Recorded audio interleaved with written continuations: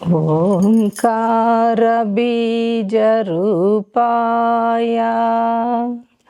सर्वेशाय जगत्पते प्रथमाय नमस्तुभ्यं सत्यसाई गणाधिपा।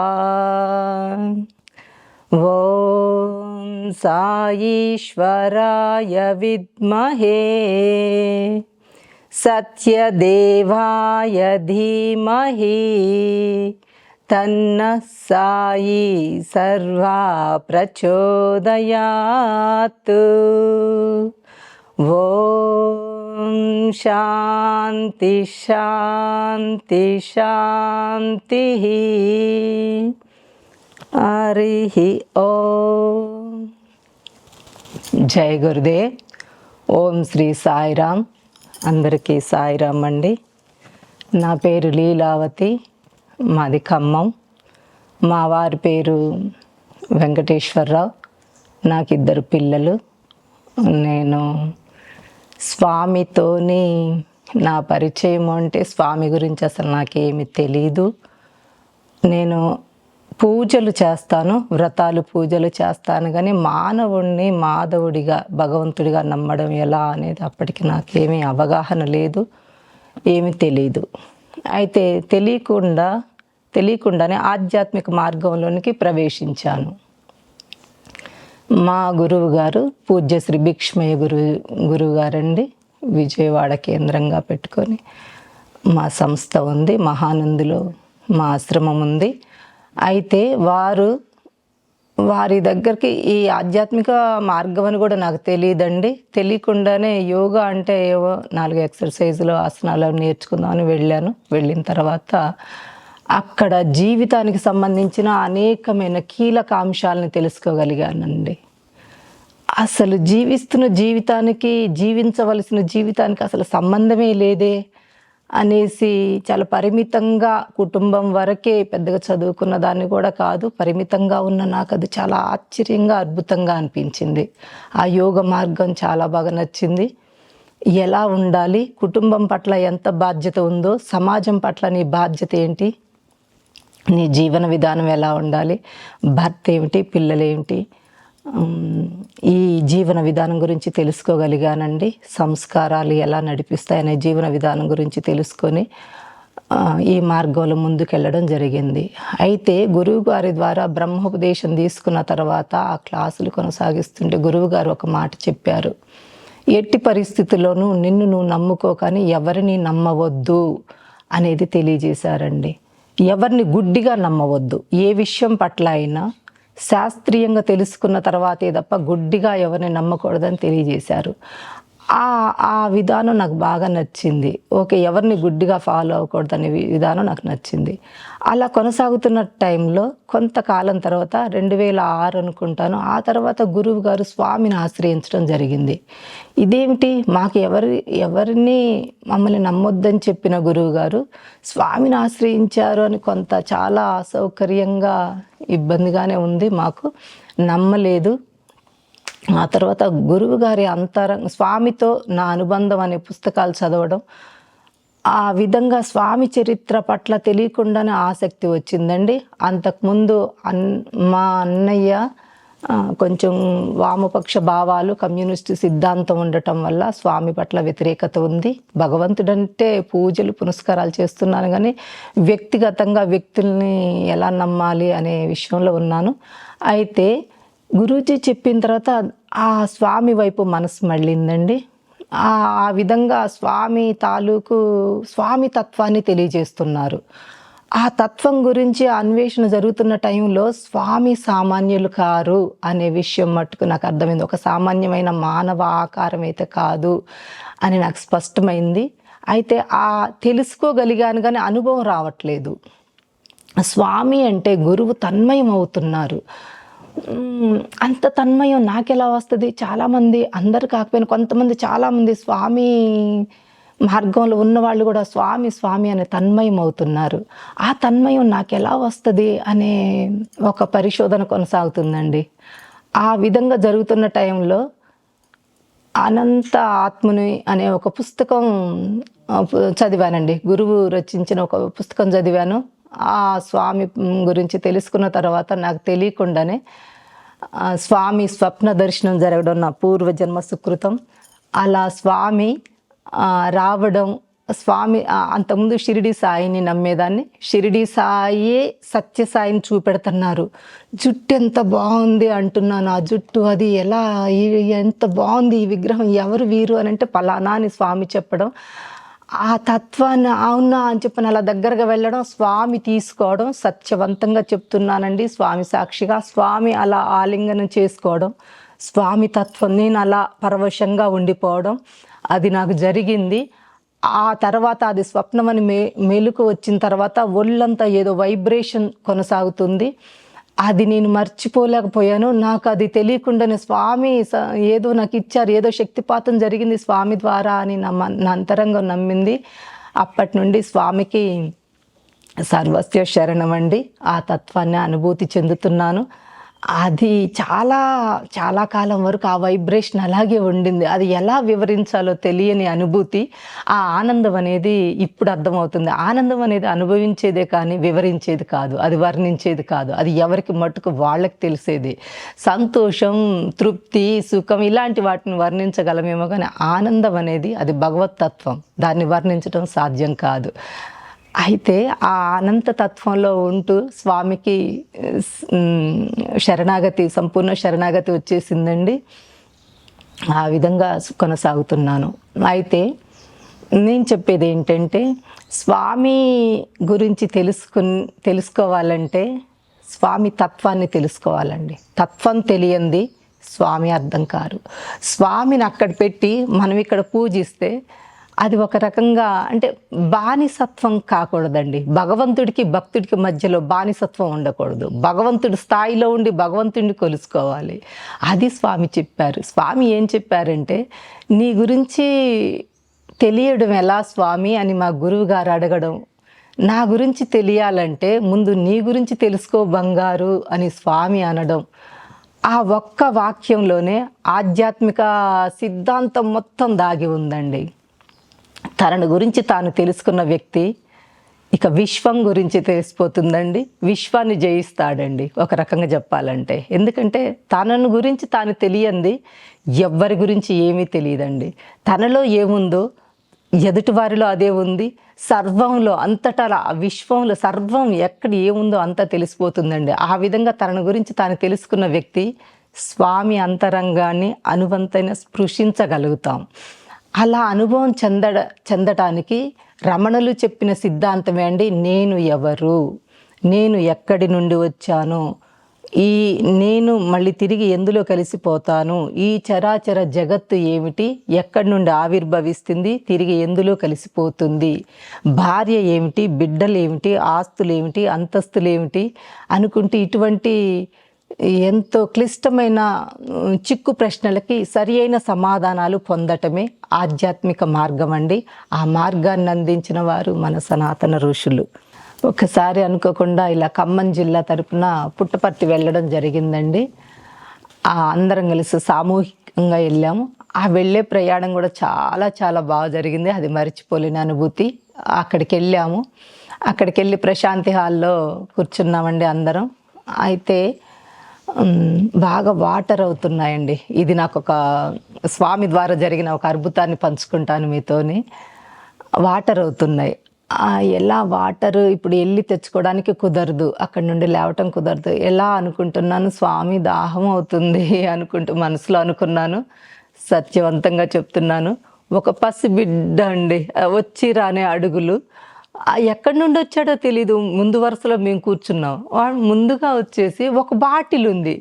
అతను ఆ బాటిల్ పట్టుకొని వచ్చి రాని అడుగులతో వెళ్తుంటే ఆ అడుగులు తడబడి ఆ బాటిల్ అక్కడ చేతిలో నుంచి కింద పడటం, అది అలా అలా అలా దొర్లుకుంటూ నా దగ్గరకు వచ్చేయడం. ఇదంతా స్వామి సత్యమే అండి, అనుమానమే లేదు.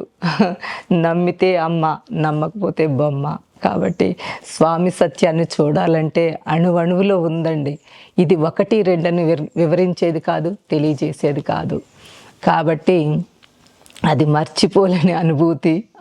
అణువణువులో నా పిలుపుకి అందేంత దగ్గరలో ఉన్నావా స్వామి అనేది నేను పరవశించిపోయిన క్షణాలు. అలా ఎన్నో ఎన్నో అనుభూతులండి అక్కడ. ప్రతి అణువణువులో నాకు స్వామి దర్శనమైంది. ఈ పుట్టపర్తి అంతా అక్కడ అడిగారు, మీకేమీ అనుభూతి కలిగిందండి ఫస్ట్ సారి వచ్చారు కదా అని అడిగారు. నాకు అనిపించింది, స్వామి తత్వాన్ని కనుక పరిపూర్ణంగా తెలుసుకోగలిగితే అంతరంగమే ప్రశాంతి నిలయం అవుతుంది. అందులో అనుమానమే లేదు. స్వామి కొలువై ఉంటారు. అది స్వచ్ఛంగా కనుక ఉంటే ఖచ్చితంగా స్వామి అందులో కొలువై ఉంటారు. ఇంకా ఎక్కడికి వెళ్ళవలసిన అవసరం లేదు. స్వామి అంతరంగంలో అణువణువులో ఉంటారు. స్వామి నడిపించుకుంటారనేది అనుభవపూర్వకంగా తెలుసుకోగలిగానండి.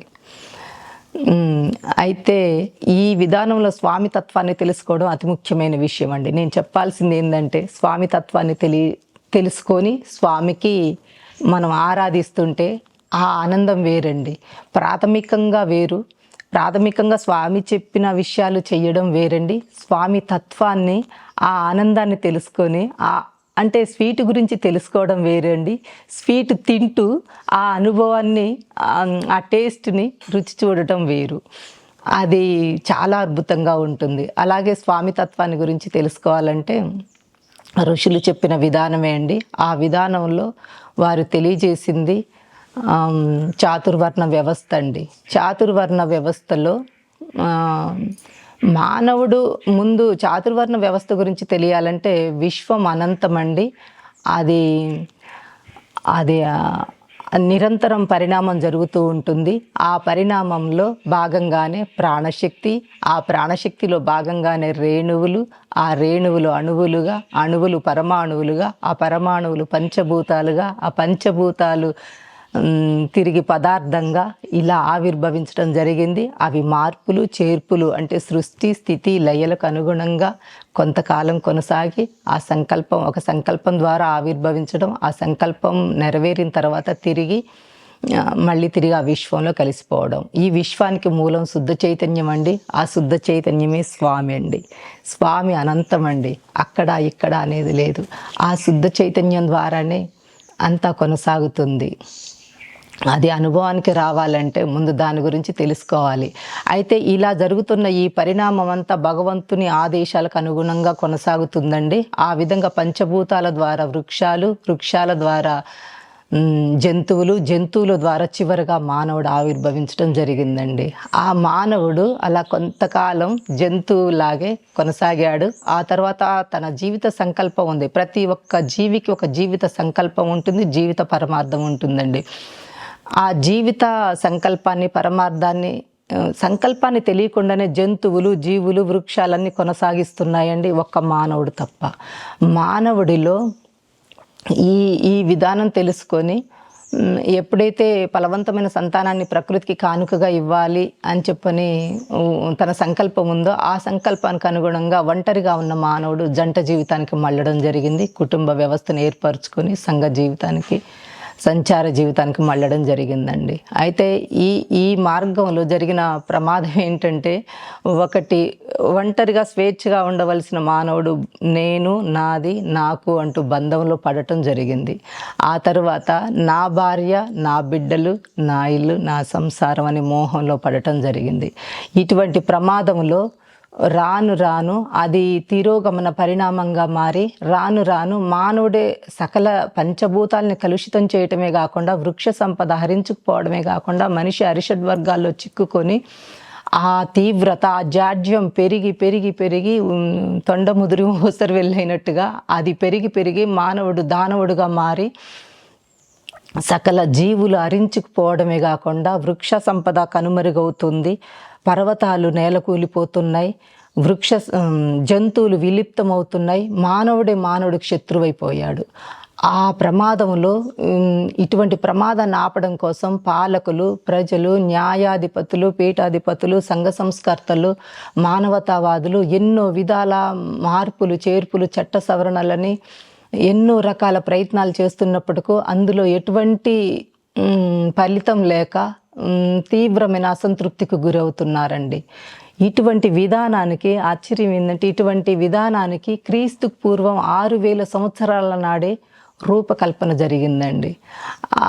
ఆ విధానంలో ఒక భాగమే చాతుర్వర్ణ ఆశ్రమాలు, చతుర్విధ పురుషార్థాలు, చాతుర్వర్ణ వ్యవస్థ. ఇందులో అతి ముఖ్యమైనది ధర్మం.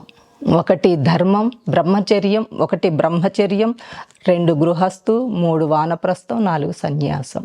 ఈ బ్రహ్మచర్యంలో ధర్మం గురించి తెలుసుకోవాలండి. ఆ ధర్మాన్ని గృహస్థులో ఆచరించాలి. ఏ విధంగానైతే ధర్మాన్ని తెలుసుకున్నావో ఆ ధర్మాన్ని ఆచరిస్తూ ఉండాలి. ధర్మపదమైన అర్థాన్ని సంపాదించుకుంటూ ఉండాలి. ధర్మపత్నితో ధర్మపదంగా సహజీవనం చేస్తూ ఉండాలి. భార్య బిడ్డలకు ఆదర్శంగా ఉండాలి. ఆ తర్వాత వానప్రస్థంలో బిడ్డలకు మార్గదర్శకంగా ఉంటూ సమాజానికి బాధ్యతాయుతంగా ధర్మాన్ని గురించి, తను ఆచరించిన ధర్మాన్ని గురించి తెలియజేయాలి. ఆ తర్వాత సన్యాసంలో అన్నిటిని వదిలేసి, అన్ని ధర్మాలను వదిలేసి, సర్వధర్మ పరిత్యాజ మమేకం శరణం వ్రజ అన్నట్టుగా ఆ పరమాత్మలో ఐక్యమైపోవాలి. అతి అనాయాసంగా సునాయాసంగా సంపూర్ణ స్వేచ్ఛతో నీ చుట్టూ ఉన్న వాళ్ళు ఏడుస్తున్నా నువ్వు ఆనందంగా మరణాన్ని స్వీకరించాలి. ఎందుకంటే జీవితం ప్రశాంతంగా ఉంది, ధర్మపదంగా ఉంది, సగర్వంగా ఉంది అన్న ఒక సంతృప్తితోని జీవితం ముగించేయాలి. ఇది ధర్మం. ఇది చతుర్విధ ధర్మాలు, పురుషార్థాలు, ధర్మం, అర్థం, కామం, మోక్షం. ఒక ధర్మం, మోక్షం తప్ప, ఫస్ట్ది లాస్ట్ది తప్ప అర్థం, కామాలలో మానవుడు మునిగిపోయాడండి. ఇవే అన్ని విధాల అనర్థాలకు గురవుతున్నాయి. కాబట్టి ఇప్పుడు ప్రస్తుతానికి ఇంకొకటి ఏంటంటే చాతుర్వర్ణ వ్యవస్థ అంటే కుల వృత్తులకు అనుగుణంగా దాన్ని నిర్ణయించారండి ఋషులు. అయితే అది కూడా దీన్ని కులాల వారిగా తీసుకెళ్లారండి. మానవుల్లో అరిషడ్ వర్గాలు ప్రాకోపించి తనకు అనుకూలంగా, అంటే తన మానసిక స్థితే బయట చూస్తున్నాడు తప్ప బయట ఉన్న సత్యాన్ని తెలుసుకునేంత స్థాయి తనకు లేదు. అరిషడ్ వర్గాలు లోపలికి వెళ్ళినప్పుడు కళ్ళజోడు తను ఎటువంటి కళ్ళద్దాలు పెట్టుకుంటే అటువంటి ప్రపంచమే కనపడ్డట్టుగా తను చూసేదంతా తన అంతరంగమే. తనలో సత్యం ఉంటే బయట సత్యమే ఉంటుంది, ధర్మం ఉంటే ధర్మమే ఉంటుంది, పవిత్రత ఉంటే పవిత్రతే ఉంటుంది. కాబట్టి ఇది ఏది తెలియని మానవుడు తనలో చేరిన అసంతృప్తి వల్ల, అశాంతి వల్ల సమాజంని కులాల వారిగా విడదీశాడండి. ఏ కులమైన, ఏ మతమైన చెప్పేది ఒకటే మానవత్వమే. ఆ మానవత్వాన్ని మర్చిపోయారు. అన్ని రకాలుగా దీన్ని కులాల వారిగా చేశారు, వాడుకున్నారు అంటున్నారు. కాదు, చాతుర్వర్ణ ఋషుల అంతరంగాన్ని స్పృశించాలంటే ఋషితత్వానికి వెళ్లాల్సిందే. సామాన్యంగా కొండ కింద ఉండి కొండ మీద దాన్ని ఊహించటం అసాధ్యం. కాబట్టి కొండ మీదకి వెళ్లాల్సిందే. కొండ మీద జ్యోతిని చూడాలంటే ఊహ వేరు, సత్యం వేరు. అయితే అటువంటి చాతుర్వర్ణ వ్యవస్థలో శూద్రుడు, వైశ్యుడు, క్షత్రియుడు, బ్రాహ్మణుడు, ఈ రకమైన 4 కృష్ణ భగవానుడు అన్నాడు. చాతుర్వర్ణం మయా తృష్ణం గుణకర్మ విభాగ అన్నారు. గుణాలను బట్టి ఇది ఉంటుంది. అయితే ఒకే వ్యక్తిలో శూద్రుడు ఉండాలి, కష్టపడేటప్పుడు శూద్రుడు ఉండాలి, ధర్మపదంగా సంపాదించుకునేటప్పుడు వైశ్యుడు ఉండాలి, బాధ్యతాయుతంగా సమాజాన్ని కాపాడేటప్పుడు క్షత్రియత్వం ఉండాలి, ఆత్మజ్ఞానాన్ని అందుకొని ధర్మపదమైన జ్ఞానాన్ని అందుకునేప్పుడు బ్రాహ్మణత్వం ఉండాలి. శూద్రత్వం, వైశ్యత్వం, క్షత్రియత్వం, బ్రాహ్మణత్వం తత్వాలండి. ఇవన్నీ వ్యక్తులు కాదు. ఈ తత్వాలు ఒకే వ్యక్తిలో ఉండాలి. కష్టపడేటప్పుడు నువ్వు శూద్రుడుగా ఉండు, అర్థించేటప్పుడు అవసరాలు తీర్చాలి, ఆదర్శాలు కాదు, అవసరాలు తీర్చాలి. అలాగని ధర్మం తప్పొద్దు. ధర్మపదంగా పరిమితంగా అవసరాలని బట్టి అర్థం సంపాదించుకోవాలి. ఈ విధంగా వారు తెలియజేసిన విధానాలన్నీ కనుమరుగైపోయాయి. వాటిని బాధ్యతాయుతంగా తెలియజేసేవారు లేరు. తెలియజేస్తున్నారు కానీ అనుభవించేవారు లేరు. అనుభవాన్ని, సారాన్ని అందించేవారు లేరు. ఆ విధానాన్ని అందుకోవాలని పరితపించే వాళ్ళు కూడా లేరు. అటువంటి గురువులు, ఇటువంటి శిష్యులు లేకపోవడం వల్ల సమాజం అంతా దారి తప్పింది. కాబట్టి ఒకటండి ప్రధానమైన, అతి ముఖ్యమైన ధర్మాన్ని మనం ప్రస్తుతం ప్రపంచానికి ప్రవేశపెట్టగలిగితే, విద్యా వ్యవస్థలో మార్పు తేయగలిగితే, పసిబిడ్డల్లో ధర్మాన్ని కనుక నింపగలిగితే వాళ్ళు బాధ్యతాయుతమైన పౌరులు అవుతారండి. ఆ విధానాన్ని మానేసి అర్థం అనుకుంటూ డబ్బు గురించి వాళ్ళకి తెలియకుండానే వాళ్ళల్లో డబ్బు సంపాదించుకోవడానికి విధానాలు పెడుతున్న తల్లిదండ్రులు అదే తప్పు చేస్తున్నారండి. దాన్ని ఏమంటారు, విద్యా విధానం నేర్పే ఆ సిస్టంలో కూడా తేడా ఉందండి. ఈ సిస్టాన్ని మార్చి ధర్మాన్ని గనక ఆచరించగలిగితే తిరిగి మళ్ళీ కృతయుగ స్థాపన జరిగిద్దండి.